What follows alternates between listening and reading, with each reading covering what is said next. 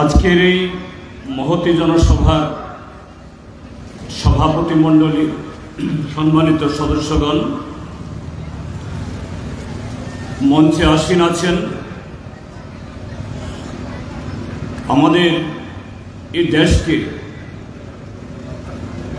RSS, BJP, ফ্যাসিবাদী শক্তির হাত থেকে রক্ষা করার জন্য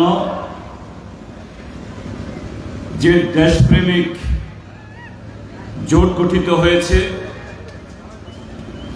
এই ইন্ডিয়া জোটের শরিক দলের নেতৃবৃন্দ আজকে এই কালাছড়া বাজারে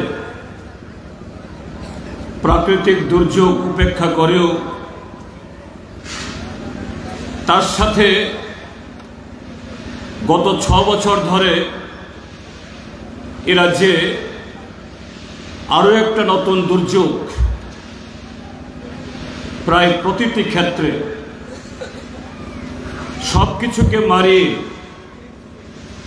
আপনারা যারা এই সমাবেশে এসেছেন, দূর থেকেও যারা আমাদের বক্তব্য শুনছেন, এই বাজারের সুদী দোকানি, পথচারী সমস্ত বন্ধুদের আমি আমাদের প্রার্থী শ্রীযুক্ত রাজেন্দ্র নিয়াম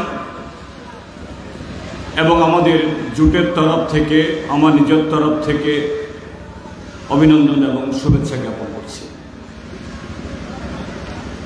আমার আগে তিনজন বক্তা খুব সুন্দরভাবে আমাদের এই অষ্টাদশ লোকসভা নির্বাচন কি প্রেক্ষাপটের সামনে দাঁড়িয়ে দেশের মানুষ এই নির্বাচনে তার সম্মুখীন হচ্ছেন এ সম্পর্কে বলে গেছেন। পরবর্তী বক্তা হিসাবে অবশ্যই অনেক কথা না বললেও আমার চলবে, আবার কিছু কথা বলতে গিয়ে চর্বিত চর্বণ হবে। আমি চেষ্টা করব যতটুকু সম্ভব যে প্রয়োজনীয় যে কথাগুলো প্রয়োজনে আবার বলতে হয় সেগুলো একটু উল্লেখ করতে হবে, তার মধ্য দিয়ে আমার বক্তব্য রাখার জন্য। একটা লোকসভা নির্বাচন অবশ্যই অন্য নির্বাচনও 5 বছর বাদে বাদে আসে। এটা নিছক আমাদের জীবনে এরকমভাবে আরো অনেক ঘটনা বছর ঘুরে বা 2 বছর 3 বছর ঘুরে আসে। মনে করুন কারোর জন্মদিন, কোনো প্রতিষ্ঠানের প্রতিষ্ঠাবার্ষিকী বা কোনো উৎসব, এই সমস্ত ঘটনাবলীগুলি আমরা হয়তোবা আন্তরিকভাবে খুব গুরুত্ব দিয়ে কোনোটা অংশগ্রহণ করি, আবার কোনোটাতে আমরা নির্লিপ্ত থাকি। এতে ব্যক্তির বা কোনো প্রতিষ্ঠানের তেমন ক্ষতি বা বৃদ্ধি হওয়ার কোনো সেরকম সুযোগ নেই।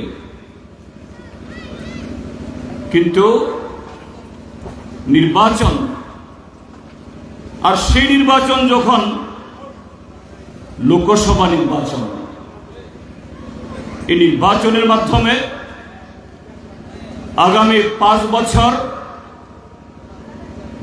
দেশের 140 কোটি মানুষের যারা ভাগ্য নির্বাচিত করব, আর সেই 5 বছরে যদি নির্বাচন করার পরও আমাদের সুচিন্তিত ভোটের মধ্য দিয়ে তা যদি সঠিক না হয় তার নেতিবাচক প্রভাব আরো 50-100 বছরও আমাদের ভোগ করতে হতে পারে। কাজেই লোকসভা নির্বাচন এটা 5 বছর পরে ঘুরে এসেছে, একটা ভোট দিতে হবে। আগামী 26 তারিখ ঘুম থেকে উঠে দেখা যাক কার কথা মনে আসে, কোন চিহ্নে আমি দিয়ে দেব। এইভাবে ভোট দেওয়ার, এইভাবে আমাদের এই অধিকার প্রয়োগ করার এটা বিষয় নয়। তাহলে যদি আমরা তার গুরুত্ব না দিই তাহলে তার ক্ষতি শুধু ব্যাপক না, সুদূর প্রসারী হবে। এখন এই নির্বাচনে আমাদের দেশে এখন অবধি বহুদলীয় গণতান্ত্রিক ব্যবস্থা আছে। আমি এখন অবধি বলছি এই কারণে যে আগামী দিন এই বহুদলীয় গণতান্ত্রিক ব্যবস্থা এটা থাকবে কিনা, এটা অত্যন্ত হুমকির সামনে এসে পড়েছে। এটাকে বোঝার জন্য আমাদের গুরুতর রাজনৈতিক পণ্ডিত হওয়া দরকার নেই। স্বাভাবিক দেশের 140 কোটি মানুষ, খেটে খাওয়া মানুষ, বেশিরভাগ মানুষকেই দৈনন্দিন সংসারের তার ঘানি টানতে টানতে তার রাজনীতি নিয়ে এরকমভাবে চিন্তা ভাবনা করার অবকাশ কজনেরই বা থাকে। কিন্তু তার মধ্যেও আমাদের দেশের সাধারণ মানুষ এবং এই ত্রিপুরাজ্যের মানুষ, আমরা সেই হুমকি, সেই ষড়যন্ত্র, আগামী দিনের জন্য সেই চোখ রাঙানি আমরা গত 6 বছর ধরে ত্রিপুরাজ্যের মধ্যে আমরা প্রত্যক্ষ করে চলেছি। বন্ধুরা, আপনারা যারা এই কালাঝরা, বাগপাশা বা অন্যান্য এলাকার মানুষ, গত 6 বছর আমাদের অভিজ্ঞতা কি বলে? আমাদের দেশে এই জাতীয় নির্বাচন শুরু হয়েছে সে 1952 ইংরেজিতে, এবং অতীতে ভারতীয় জনতা পার্টি আসার আগে আরো 16টা নির্বাচন হয়েছে। ত্রিপুরা বিধানসভাও 1972 ইংরেজিতে পূর্ণরাজ্য হওয়ার পর এবার 13শ বিধানসভা আমরা গঠন করেছি। আমাদের রাজ্যে কখনো কমিউনিস্টরা নির্বাচিত হয়েছে, কখনো কংগ্রেস নির্বাচিত হয়েছে, রাজ্যে কখনো কংগ্রেস সরকার গঠিত হয়েছিল, কখনো বামফ্রন্ট সরকারে ছিল। পঞ্চায়েত থেকে লোকসভা, কিন্তু কখনো কি আমরা প্রত্যক্ষ করেছি যে কোনো একটা দল ভোটের মাধ্যমে সাংবিধানিক নিয়মে নির্বাচিত হয়ে আসার পর যারা ক্ষমতায় আসতে পারলেন না, যারা বিরোধী দলে পরিণত হলেন, তাদের সমস্ত অধিকার, কোনো অধিকারই থাকবে না। এখন নির্বাচন কমিশন এই নির্বাচন চলাকালীন সময়তে একটা আদর্শ আচরণবিধি, মডেল কোড অফ কন্ডাক্ট চালু আছে বলেই একটু শান্তিপূর্ণভাবে আমরা বক্তারা এসে কিছু বক্তব্য রাখতে পারছি, আপনারা আলোচনা শুনতে আসতে পারছেন। বিভিন্ন বাজারে, শহরে মিছিল, মিটিং আমরা করতে পারছি। পুলিশও পারমিশন দিতে বাধ্য হচ্ছেন। পাহারাও দিচ্ছেন, এর উপরে প্রতিবন্ধকতা তৈরি করলে পরে পুলিশকে কিছু ক্ষমতাও দেখাতে হচ্ছে। পুলিশের ক্ষমতা তো সবসময় ছিল, ক্ষমতা না দেখাতে পারার কোনো কারণ নাই। কিন্তু এই মডেল কোড অফ কন্ডাক্ট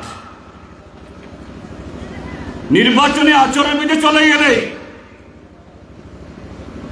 এই কালাছাড়াবাজেরও মিটিং করতে গেলে পরে এখানে আমরা বাইক বানলে ওদিক থেকে দুটো মাইক বেঁধে দেবে,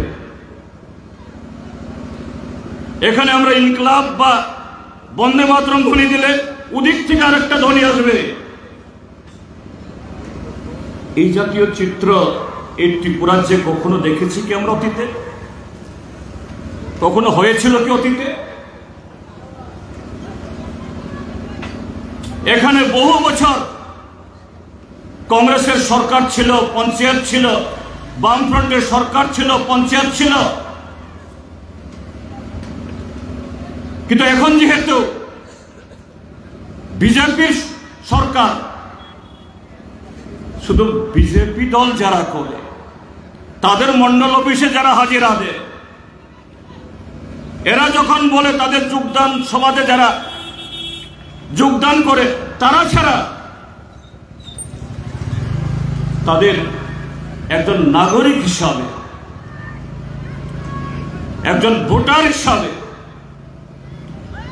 তার যে সাংবিধানিক অধিকার, মানবিক অধিকার, এগুলি শাসক দলের অঙ্গুলি হেলনে সেখান থেকে তারা বঞ্চিত হবেন। আর সে বঞ্চিত হওয়ার ভয়ে, সংকোচে সমস্ত অন্যায়, সমস্ত অত্যাচার, সমস্ত নিয়ম, দুর্নীতি আকছারভাবে যে ঘটছে, এটা গণতন্ত্র? আমাদের সংবিধান কি এইভাবে কোন শাসক দলকে, সেই দলের যারা অনুগত না, তাদের সমস্ত অধিকারকে এভাবে কেড়ে নেওয়া, অস্বীকার করা, প্রশাসন যন্ত্রকে ভোতা করে দিয়ে তাদের উপরে অত্যাচার চালানোর সে অধিকার দেয় না? কিন্তু ত্রিপুরা যে এটাই বলবৎ আছে গত 6টা বছর। এই জন্যই বলছি যে বহুদলীয় গণতান্ত্রিক ব্যবস্থা বা এই জাতীয় ভোট আছে এখনো, কিন্তু এটাও থাকবে কিনা এই প্রশ্নটা এবারের নির্বাচনে এটা মোক্ষম হয়ে দাঁড়িয়েছে। কাজে সেই জায়গায় আমার আগের বক্তারাও বলেছেন বারবার, কংগ্রেস কমিউনিস্টের মধ্যে আমাদের প্রতিদ্বন্দ্বিতা ছিল, কর্মসূচিগত, মতাদর্শগত পার্থক্য ছিল। কংগ্রেস তারা একটা কর্মসূচির মধ্য দিয়ে দেশের উন্নয়ন চান, জনগণের বিকাশ চান। বামপন্থীরা বলছেন যে না, আমরা এই পথে যারা সংখ্যাগরিষ্ঠ অংশের মানুষ, তাদেরকে গুরুত্ব দিয়ে বিকল্প কর্মসূচিতে আমরা বিকাশ চাই। এটা সংবিধান আমাদেরকে তার জন্য অনুমতি দেয়, কিন্তু তার জন্য সংবিধানকে অস্বীকার করা,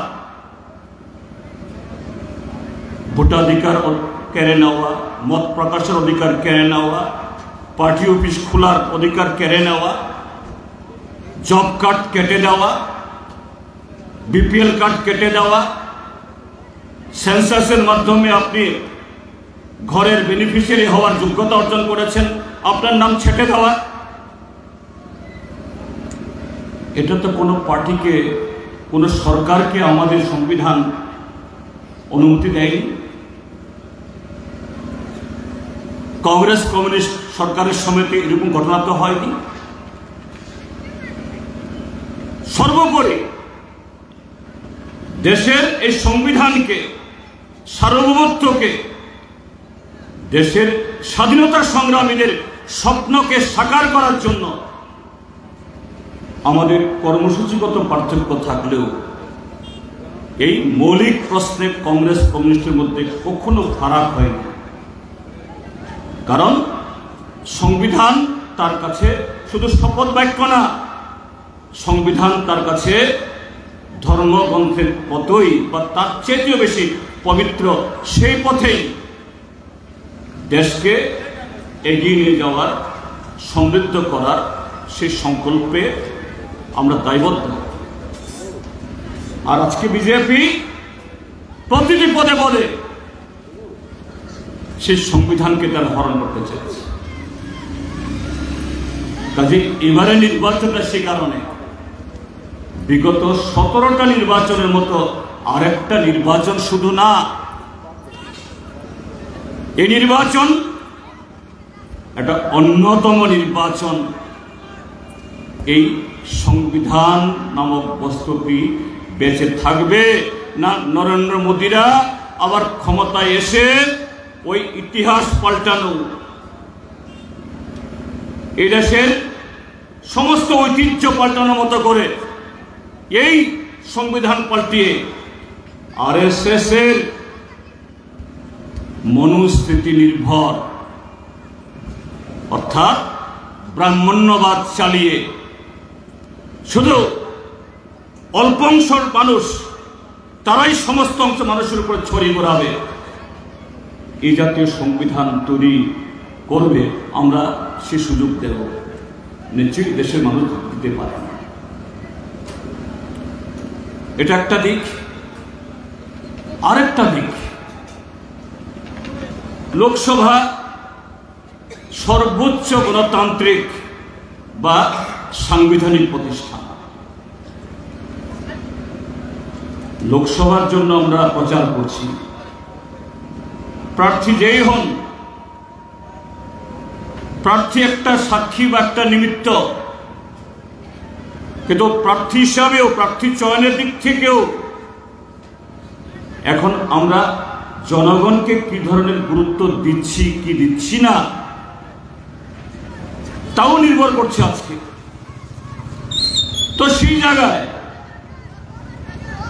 লোকসভার প্রচারের এই আলোচনাতে কি শাসক দল কি বিরোধী দল বা অন্যরা সত্যের উপর ভিত্তি করে জনগণের সামনে দেশের প্রকৃত অর্থনৈতিক, সামাজিক এবং অন্য সমস্ত দিক থেকে তার চেহারা কি সেটা উপস্থিত করেই তো আমরা ভোট চাইব। তার মধ্য দিয়ে গণতন্ত্র আরো সুউজ্জ্বল হবে, শক্তিশালী হবে। কিন্তু আজকে আমাদের শাসক দল তারা কি বলছে? বিগত দুটি নির্বাচনে, এগুলি পুনরাবৃত্তি করা দরকার নাই, আমার আগের বক্তারও কিছু উল্লেখ করে গেছে। তারা কৃষকদের প্রতিশ্রুতি দেন, যুবকদের প্রতিশ্রুতি দেন, সমস্ত গরিব মানুষকে প্রতিশ্রুতি দেন, সারা দেশের মানুষকে প্রতিশ্রুতি দেন, কিন্তু ক্ষমতায় আসার পর 5টা বছর তার দ্বিতীয়বার উচ্চারণ করেন না। নির্বাচনের সময়তে যে ইশতেহার প্রকাশ করেন আর ক্ষমতায় বসে তারা সেই ইশতেহার তারা মেলে দেখেন না, তারা নতুন কর্মসূচি হাজির করেন। প্রথম 5 বছর আমরা কি দেখেছি? সেই 2 কোটি করে চাকরি, 15 লক্ষ টাকা, জিনিসের দাম অর্ধেক করবেন, কৃষকদের ঋণ মুকুব করবেন, এগুলো দ্বিতীয়বার উচ্চারিত হয়নি, বরঞ্চ কৃষকের বিরুদ্ধে যুদ্ধ ঘোষণা করেছে, যুবকদের বিরুদ্ধে যুদ্ধ ঘোষণা করেছে, দ্রব্যমূল্যে আগুন লাগিয়েছে, পেট্রোল, ডিজেল, তেল, ডাল সমস্ত কিছুতে 2014 পর 19 পর আজকে 2024 সাল মিলিয়ে দেখুন। কিন্তু যে কথাটা নির্বাচনের প্রচারে বলেননি, সেটা আনলো কি? 500,000 টাকার নোট বাতিল করতে হবে। ও আবার চলে আসছিল। 500,000 টাকা নোট বাতিল হলেই সমস্ত কালো টাকা উদ্ধার হয়ে গিয়ে তাদের কর্মসূচি রূপায়ণের জন্য তার অর্থ মিলবে। তো বন্ধুরা, হয়েছে কি? হয়নি, কিছুই করেনি। আবার 2019-এ নির্বাচন আসলো। 2014-এর প্রতিশ্রুতি কেন রূপায়িত হলো না তার জবাবদিহি করেনি। আবার নতুন প্রতিশ্রুতি, নতুন কথার খিলাফ। এখন দেশের মানুষের সামনে আবার বলছে আমরা guarantee, Modi guarantee.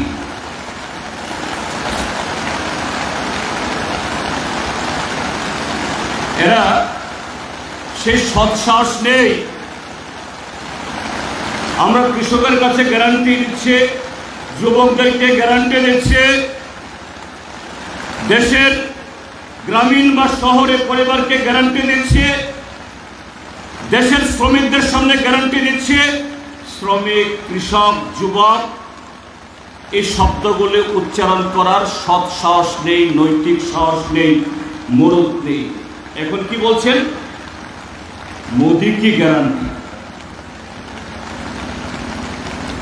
Modi guarantee মানেটা কি? ফেল। গত 10 বছরে যতগুলো স্লোগান তুলেছিল সমস্ত গ্যারান্টি ফেল। আমি সেই জায়গায় বলবো, ইন্ডিয়া জোটের বড় শরিক কংগ্রেস দল, জাতীয় কংগ্রেস দল এবার 5টি গ্যারান্টি এবং খুব সুন্দরভাবে সে গ্যারান্টিগুলি কিভাবে রূপায়িত হবে, তার ব্যক্তি কি হবে, তার টার্গেট করা হবে, আর কতদিনের মধ্যে সেগুলো কার্যকরী হবে তারা প্রকাশ করেছেন। আমরা ইন্ডিয়া জোটের সমস্ত দলের পক্ষ থেকে আমাদেরও সহমত আছে, সমর্থন আছে।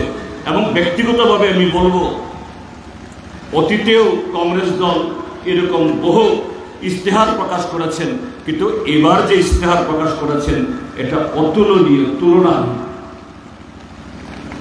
এবং সেই জায়গায় বলতে চাই যে কংগ্রেসের গ্যারান্টির পাশাপাশি সেই লড়াইয়ে যখন বামপন্থীরা থাকেন, বামপন্থীরা যুক্ত হন, বামপন্থীদের তাকত তার সাথে সহযাত্রী হন, এটা শুধু প্রতিশ্রুতি না, এটা বাস্তবের রূপ শুধু না, তার মধ্য দিয়েই দেশের অর্থনৈতিক সামাজিক চেহারার অন্য পরিবর্তন হতে বাধ্য। তার প্রমাণ 2004 সাল এরকমই নির্বাচন, তখনও ভারতীয় জনতা পার্টির সাথে আমাদের লড়াই। অটল বিহারী বাজপেয়ী, তিনিও বিজেপির, তিনিও আরএসএস এর সদস্য ছিলেন, কিন্তু তারপরে বলবো অটল বিহারী বাজপেয়ীর সাথে আজকের নরেন্দ্র মোদীর আকাশ পাতাল ফারাক। কারণ বাজপেয়ী সাহেব একজন কবি, লেখক, স্বাধীনতা সংগ্রামে অংশগ্রহণকারী না হলেও প্রত্যক্ষদর্শী ছিলেন। 1942-এর সে ভারত ছাড় আন্দোলনের সময়তে অটল বিহারী বাজপেয়ীর বয়স ছিল 18 বছর। যৌবনে তিনি স্বাধীনতা আন্দোলন দেখেছেন। কাজে আরএসএস সদস্য হিসাবে অংশগ্রহণ না থাকলেও প্রত্যক্ষ করেছেন, অর্থাৎ তিনি দূর থেকে হলেও তার প্রভাব তার ভেতরে আছে। সে অটল বিহারী বাজপেয়ী 2004 সালের নির্বাচন একটা জিতে আসবেন, একটা প্রচার তুলে দিয়েছিল, ইন্ডিয়া শাইনিং, ভারত চমকাচ্ছে, বিজেপির জয়কে এগিয়ে নিয়ে আসার জন্য নির্বাচনের তারিখ 6 মাস এগিয়ে নিয়ে এসে ভোট করলো। আমরা বামপন্থীরা, কংগ্রেস সবাই মিলে সাম্প্রদায়িক শক্তিকে আটকানোর জন্য তখনও আওয়াজ আমরা তুলেছিলাম, কিন্তু আজকের মতো জোট হতে হয়নি। তারপরও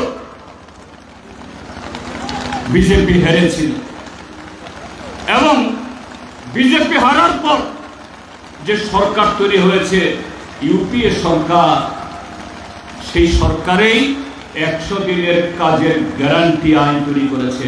আজও সেই রেগা আইন হওয়ার কারণে গ্রামে গঞ্জে কিছু টাকা পয়সা মানুষের হাতে আসে। আজকের মোদী সরকার, ত্রিপুরাজ্যের মানিক শাহ সরকার এগুলি জনগণের কাছে সব আসতে দেয় না। সেই ইউপিএ সরকারে ডক্টর মনমোহন সিংয়ের নেতৃত্বে ফুড সিকিউরিটি অ্যাক্ট, খাদ্য নিরাপত্তা আইন রচনা করেছিল, যে খাদ্য নিরাপত্তা আইনের কারণে আজকের নরেন্দ্র মোদীকে 81 কোটি মানুষকে 5 কেজি চাউল ফ্রি খাওয়াতে হয়। তিনি বড়াই করেন, हम 81 करोड़ आबादी को मुफ्त में चावल खिलाता हूं, आपका मुराद में नहीं है ये। এটা ইউপিএ সরকার। সেই ইউপিএ সরকারের কারণে বন অধিকার আইন হয়েছে। সারা দেশের কথা বলবো না, এই বন অধিকার আইন আসার আগে আমাদের রাজ্যের ট্রাইবেলদের একটা বড় অংশ জমি নেই, শিক্ষা চাষের দিক থেকে অনগ্রসর। ট্রাইবেল এলাকার মধ্যে এরকম চৈত্র বৈশাখ মাস যখন আসে, অভাবের তাড়না, সন্তান বিক্রি, তার প্রভাব সারা ত্রিপুরাজ্যে পড়ত। কিন্তু আমাদের দেশের যে বন আইন ব্রিটিশ আমলের সময় থেকে, এই আইনে জুম চাষীদেরকে পুনর্বাসন দেওয়া যায় না, সাহায্য করা যায় না। ইউপিএ সরকার সে আইন করলো, সে আইনের হাত ধরে এই ত্রিপুরাজ্যে 1,25,000 ট্রাইবেল পরিবার, এদের হাতে 12 লক্ষ কালি ফরেস্ট ল্যান্ড তার পাট্টা দেওয়া হয়েছে। এই 12 লক্ষ কালির প্রায় 8 লক্ষ কালি জমিতে রাবার বাগান গড়ে উঠেছে। আজকের ত্রিপুরাজ্যের অর্থনীতি এই রাবার বাগান অন্যতম তার যোগদান। এই ইউপিএ রাইট টু ইনফরমেশন, তথ্য জানার অধিকারের আইন তৈরি করেছে। আমাদের দেশের যে আমলাতান্ত্রিক ব্যবস্থা, তারা জনগণকে ঠিক সেরকম ভাবে পাত্তা দেয় না, তথ্য গোপন করে। এই আইনের সুবাদে একজন সাধারণ মানুষও ডিএম অফিস, এসডিএম অফিস, থানাগুলোতে এরকম যারা জনবিরোধী একটা ছোট্ট অংশের আধিকারিকরা আছেন, তাদের কাছ থেকে সমীহ আদায় করতে পারে। কাজে ইন্ডিয়া জোট তথা বামপন্থী এবং ডানপন্থীরা ঐক্যবদ্ধ হলে পরে এটা শুধু প্রতিশ্রুতির মধ্যে সীমাবদ্ধ থাকে না, এটা শুধু গ্যারান্টি পত্রের মধ্যে সীমাবদ্ধ থাকে না। ডানপন্থী তথা কংগ্রেসীদের ইচ্ছা, বামপন্থীদের প্রত্যয়, দুটো যখন একসাথে হয় অসম্ভবকে সম্ভব করতে পারে।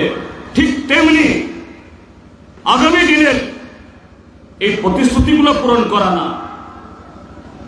ভারতীয় জনতা পার্টি যে বলছে দেশের মানুষকে বিভ্রান্ত করছে, তাদের ক্যাডারদের মনোবল ধরে রাখার জন্য স্লোগান তুলছে, আপকি বার 400 পার। এটা আত্মবিশ্বাসহীনতার স্লোগান। বামপন্থী ডানপন্থীরা ঐক্যবদ্ধ হয়েছে, তার সে স্বপ্ন পূরণ হবে না। আজকে দেশের যে রাজনৈতিক যে পরিবেশ আজকে তাই বলছে। আপনি এখন পরিসংখ্যানে আসুন, রাজনৈতিক পরিবেশের কথা, পরিস্থিতির কথা অনেক আলোচনা হয়েছে বা হচ্ছে, হবে। আমি এখন পরিসংখ্যানের কথা বলছি। 2014 সালে বিজেপি এসেছে এই মিথ্যার উপর ভর করে।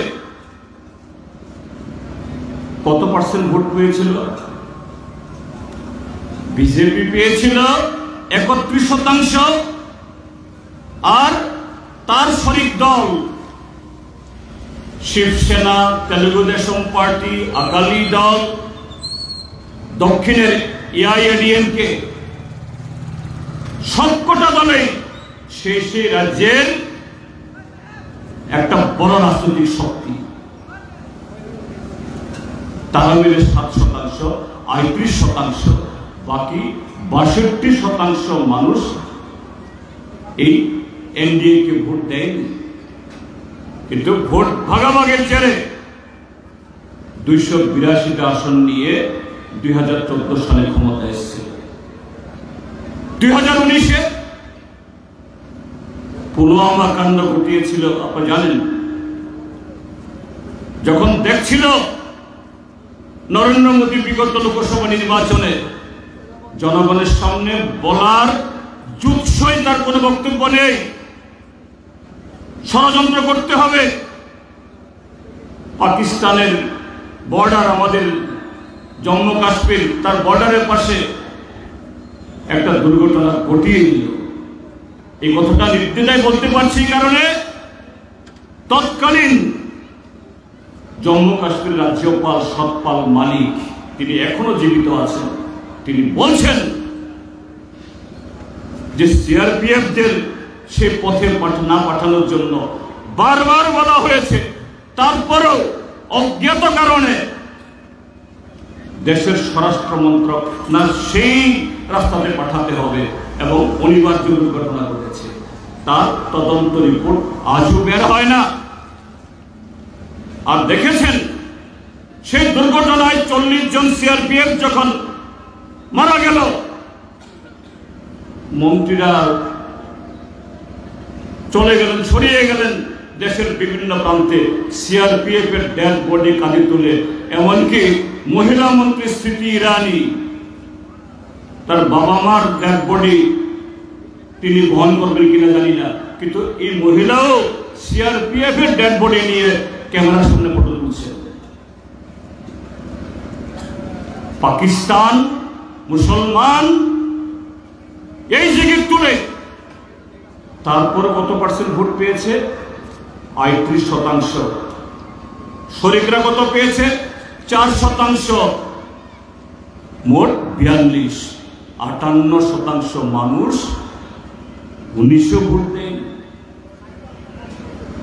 সে 58%-এ আমরা এখানে দেখছেন, আমরা বামপন্থীরা, Congress, CPIML, PPP, CPI, RSP, forward block, Akhilesh যাদবের দল, লালু প্রসাদ যাদবের দল, আর সেই 2014 সালে বিজেপির সাথে যারা ছিল তাদেরও অনেক দল আজকে আমাদের সাথে। মহারাষ্ট্রের শিবসেনা, দক্ষিণের ডিএমকে। তাহলে পরিসংখ্যানও বলে বিজেপি আবার সেই ভোট ভাগাভাগি করার সেই সুযোগ নেই।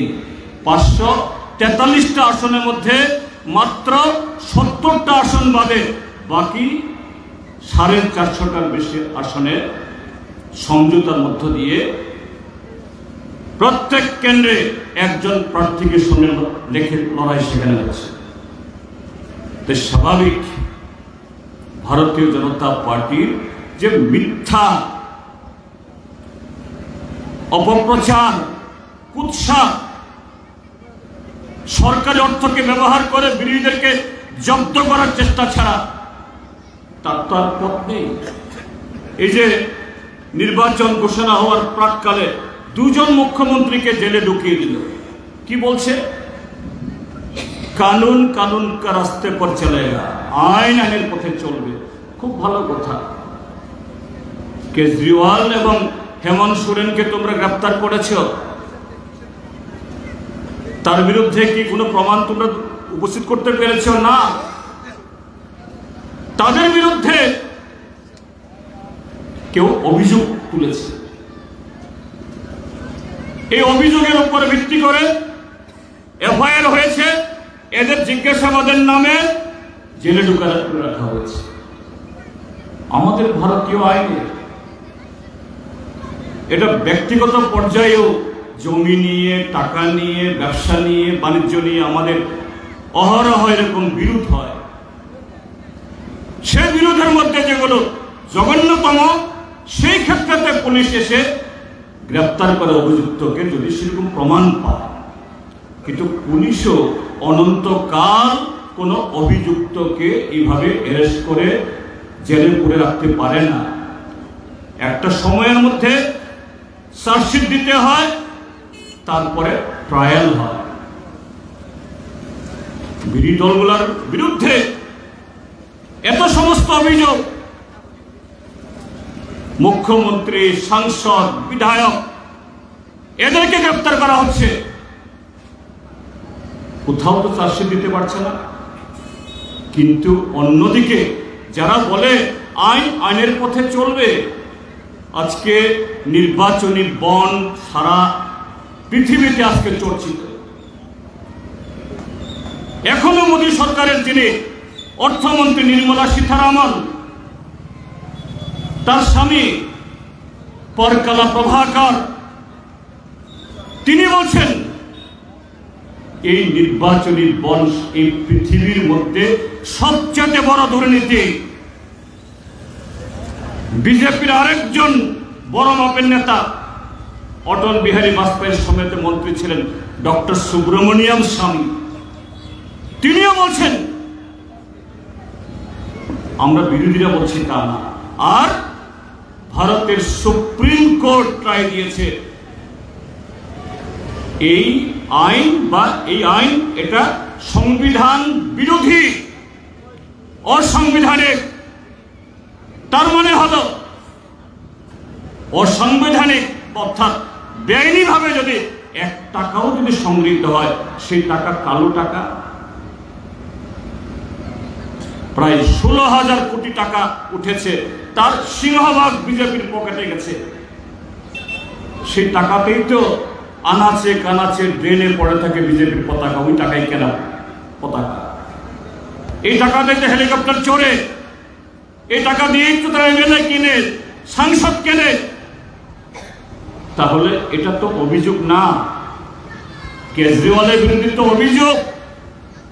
আর ইলেকট্রাল বন্ড এখন প্রমাণিত, তাহলে আসামিকে, অভিযুক্তকে, কয়েদিকে হবে বিজেপি। শুনেছেন আপনারা বিজেপির অফিসে সিবিআই গেছে কিনা? একদিনের জন্য ওই জেপি নাড্ডাকে সিবিআই ডেকেছে কিনা? ডাকা হবে না। তো এইভাবে আজকে ভারতীয় জনতা পার্টি প্রশাসন যন্ত্র আইনের অপব্যবহার করে বিরোধীদের মুখ বন্ধ করে দিয়ে এরা ক্ষমতায় টিকে থাকতে চায়, ফেরত আসতে চায়। এটা হতে পারে না, এটা হয় না। এটা একদিক। আরেকটা দিক, আমরা যারা ত্রিপুরাজ্যের মানুষ, আমাদের কাছে কোন দলের কেউ প্রার্থী হওয়া সে দলের ব্যাপার। আমাদের দেশে আপনি পিয়নের চাকরি পেতে গেলে পরে, এমনকি অঙ্গনওয়াড়ির ওয়ার্কারের চাকরি পেতে গেলেও একটা নির্দিষ্ট কোয়ালিফিকেশন থাকতে লাগে, কিন্তু প্রধানমন্ত্রী হওয়ার জন্য কোয়ালিফিকেশন দরকার নেই। আমাদের দেশের প্রধানমন্ত্রী দুইটা MA পাসের কথা বলেন, কিন্তু সেই বিশ্ববিদ্যালয়ে গিয়ে পাওয়া যায় না। যাই হোক, এটা অন্য কথা। তার মানে তার জন্য তার প্রধানমন্ত্রীদের পদ চলে যাওয়ার কথা বলছি না, কিন্তু নির্বাচনে দাঁড় করানো একটা নৈতিকতা থাকতে হবে। তো সেরকম যে চরিত্রের দিক থেকেও নৈতিকতার দিক থেকেও যিনি জনগণের কাছে সত্য কথা বলেন, সেরকম নির্মল একটা কি বলে ভাবমূর্তির অধিকারী, তাকেই তো প্রার্থী করা হবে। ত্রিপুরার যে ভারতীয় জনতা পার্টি দুটি কেন্দ্রে কাকে প্রার্থী করেছে? ওইদিকে বিপ্লব কুমার দেব, হ্যাঁ লম্বা চূড়া, শরীর যেমন লম্বা চূড়া, কথাও বলে লম্বা চূড়া মাথা, কিন্তু 4 বছরের মাথায় মাত্র 48 ঘন্টা আগে সুনামুরাতে কোথাও গিয়ে বক্তৃতা করছেন ত্রিপুরা যে আগামী 25 বছর যাতে অন্য কেউ মুখ্যমন্ত্রী হবেন এই চিন্তা ভাবনা না করেন, এমনকি বিজেপির লোকদেরকেও তিনি শাসাচ্ছেন, আমি মুখ্যমন্ত্রী থাকব। 2047 অব্দে 48 ঘন্টা পার না হতেই দিল্লিতে খবর দিয়ে নিয়ে গেল, সেখান থেকে পরদিন ফেরত আসলো, সোজা গিয়ে রাজ্যপাল ভবনে পদত্যাগপত্র দাখিল করতে হল।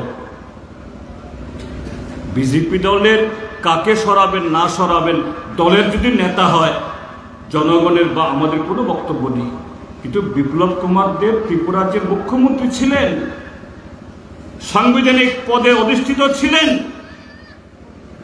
তাকে এইভাবে আনসিরিমোনিয়াসলি কোনো ধরনের যে মানে আনুষ্ঠানিকতা না করে একেবারে গলা ধাক্কা দিয়ে বিদায় করা, জনগণের জানার অধিকার আছে তো? বিজেপি দলেরও আছে, জনগণের আছে, আছে কি? না বললেও এটা তো প্রমাণিত। তাহলে এটা গুরুতর কোনো অন্যায় তিনি করেছেন, কোনো অপরাধী, আর সেই অপরাধীকে নিয়ে এসে তুমি আবার প্রার্থী করেছ, এটা ত্রিপুরা রাজ্যের মানুষকে অপমান করা না? সেই কেন্দ্রে যিনি এখন সিটিং এমপি, তিনি একজন মহিলা। বিজেপি দল বলেন আমরা নারী শক্তির পূজারী, বেটি বাঁচাও বেটি পড়াও, নারীর উত্থানের মধ্য দিয়ে মাতৃদেবীর শক্তি দিয়ে আমরা দেশকে গঠন করব। আর সেই প্রতিমাকে কথা নেই বার্তা নেই আবার বিসর্জন দিয়ে দিলে কাকে? কলঙ্কিত বিপ্লব দেবকে দান করি। এটা ত্রিপুরা মানুষকে অপমান করা না? পূর্ব ত্রিপুরা কেন্দ্রে আমার আগের বক্তারও বলেছেন, আবারও বলছি যে আমাদের দেশে প্রধানমন্ত্রী হওয়ার জন্য কোনো শিক্ষাগত যোগ্যতা দরকার নাই, টিপসই হলেও হতে পারে। তাদের যে প্রার্থী হয়েছেন, আমাদের বক্তব্য কোন জায়গাতে? তিনি 2018 সালে ছত্তিশগড়ের কাওয়ারদা নামক একটা বিধানসভাতে নির্দল দাঁড়িয়েছেন। বিধানসভা দাঁড়াতে গেলে পরে একটা এফিডেভিট দিতে হয়। সেই এফিডেভিটে বলেছেন আমি 1992 ইংরেজিতে শিলংয়ের লরেটো ইংলিশ মিডিয়াম স্কুলে 10ম ক্লাস অবধি আমি পড়েছি। ঠিক আছে, সে নির্বাচনে 458 ভোট পেয়েছেন নির্দল প্রার্থী হিসাবে। আর 2024 সালে তুমি লোকসভাতে দাঁড়াচ্ছ, এখানে এফিডেভিট দিয়েছেন, তখন দিয়েছেন 1992, 2 বছর পিছিয়ে গিয়ে বলছে 1990 ইংরাজিতে আমি Meghalaya high school leaving certificate পরীক্ষা দিয়েছি। কোনটা সত্য? আমাদের নির্বাচনী আইন বলে সর্বোচ্চ কোয়ালিফিকেশন উল্লেখ করতে হয়। লরেটো কলেজ, লরেটো স্কুল শিলংয়ের, এটা ICSE বোর্ডের অধীনে চলে। আর তিনি এখন বলছেন আমি Meghalaya high school leaving certificate পরীক্ষা আমি দিয়েছি। তার মানে তুমি এখানে তাহলে আরো কম, দুরকম। আমাদের আইনে যারা অ্যাফিডেভিটে এরকম ভুল তথ্য দিয়ে পাস করলেও তাদের সার্টিফিকেট বাতিল হয় আইনগতভাবে। আমরা এখন এগুলো আনছি না, রাজনৈতিক লড়াইটা আমরা করি। রাজনৈতিক লড়াইয়ের পর যদি আইনগত লড়াই প্রয়োজন হয় সেটাও করব আমরা। তাহলে ভারতীয় জনতা পার্টি দুটি কেন্দ্রে কাকে প্রার্থী করছেন? একজন হলো কলঙ্কিত অপদার্থ হিসাবে যাকে গদি থেকে নামিয়ে দেওয়া হয়েছিল তাকে, আরেকদিকে হলো একজন যিনি এফিডেভিট করেন, ভুল তথ্য দেন, ত্রিপুরা রাজ্যের মানুষকে সত্য কথা বলেন না। আর কোন দলের প্রতিনিধি? ত্রিপুরা মাথা। ত্রিপুরা মাথার দাবি দাবি কি এটা আমরা সবাই জানি, কিন্তু একটা কথা ত্রিপুরাসাদের কাছে বা ত্রিপুরীদের কাছে কি বলে, আমরা ত্রিপুরী জাতির আইডেন্টিটি, তার ভাষা, তার সংস্কৃতি, তার ঐতিহ্য, তার ইতিহাস, তার পরম্পরা তুলে ধরার জন্য আমাদের লড়াই। কৃতি দেবী সিং ওখানে গিয়ে ছত্তিশগড়ে গিয়ে তিনি দেববর্মা বিসর্জন দিয়ে কৃতি দেবী সিং আবার যখন ত্রিপুরা ফেরত আসলো ওই দেববর্মা তুলে নিয়ে এখন আবার লিখিয়েছেন কৃতি দেবী সিংকে বিসর্জন দিয়ে আবার দেববর্মান হয়েছেন। আবার তিনি ত্রিপুরাজ্যের, ত্রিপুরীদের তো দূরে থাক, এই ত্রিপুরাজ্যের ঐতিহ্য সংস্কৃতি সম্পর্কে বলতে পারবেন কিছু? কেন আমরা সাংসদ নির্বাচন করি, কেন আমরা বিধায়ক নির্বাচন করি, এমনকি আমরা পঞ্চায়েতের কেন আমরা মেম্বার নির্বাচন কাকে করি? যারা জনগণের সুখ দুঃখকে যারা তুলে ধরবেন, মানুষের জীবন যুদ্ধকে তুলে ধরবেন, যে সমস্ত ব্যক্তিদের ত্রিপুরার সম্পর্কে কোনো লয় নেই, ত্রিপুরার ইতিহাস জানে না, ভূগোল জানে না, জল হাওয়ার গন্ধ সম্পর্কে কোনো অভিজ্ঞতা নেই।